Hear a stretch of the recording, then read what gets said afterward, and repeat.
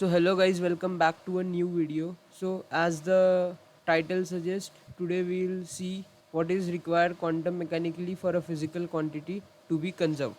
The time dependent Schrodinger equation is given by h cap psi equal to I h cross d phi by dt, where h is our Hamiltonian operator, psi is our wave function, and also we have assumed here that our Hamiltonian operator is time independent. Now consider an observable physical quantity A and the operator corresponding to it as A cap. The expectation value of this physical quantity A is given as minus infinity to infinity psi star A cap psi dx, where A cap is the operator corresponding to our physical quantity.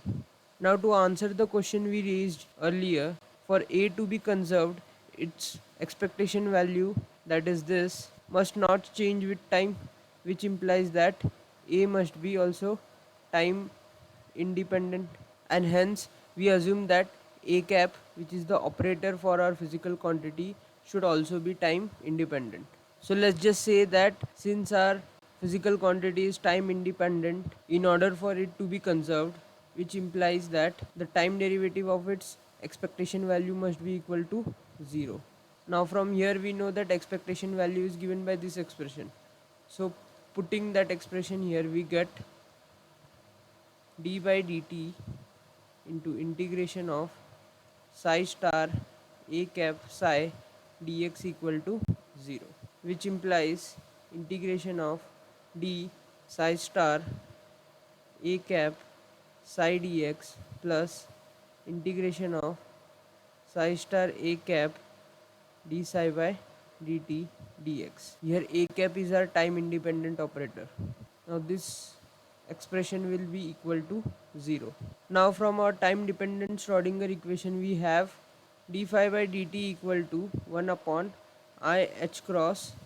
h cap psi, and its complex conjugate will be equal to d psi star by dt equal to minus 1 upon I h cross h cap star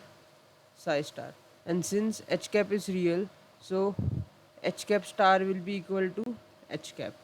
which implies we can skip the star here. Now we will substitute both this equation in the above expression, which implies integration of minus 1 upon I h cross h cap psi star A cap psi dx plus integration of psi star A cap 1 upon I h cross h cap psi dx will be equal to 0, which implies taking 1 upon I h cross and the integral common, we can get 1 upon I h cross integration of psi star A cap h cap minus h cap A cap into psi dx equal to 0. Now the term in parenthesis is nothing but the commutator of A cap with our Hamiltonian h cap, that is the commutator of A cap with h cap will be equal to A cap h cap minus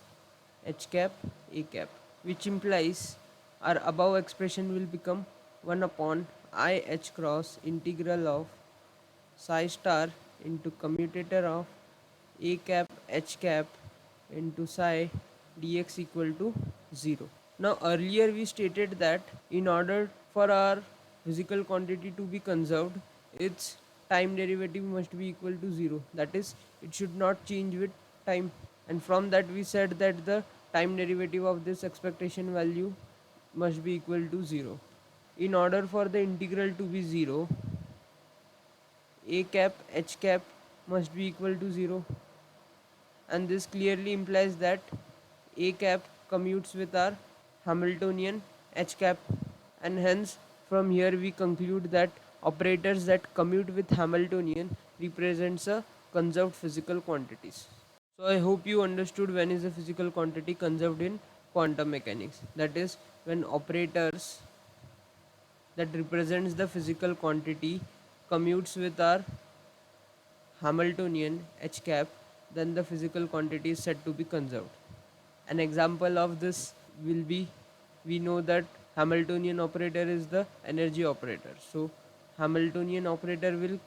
commute with itself, and this implies that our total energy is always conserved. So guys, thank you for watching this video, and if you like this video, please like, share and subscribe.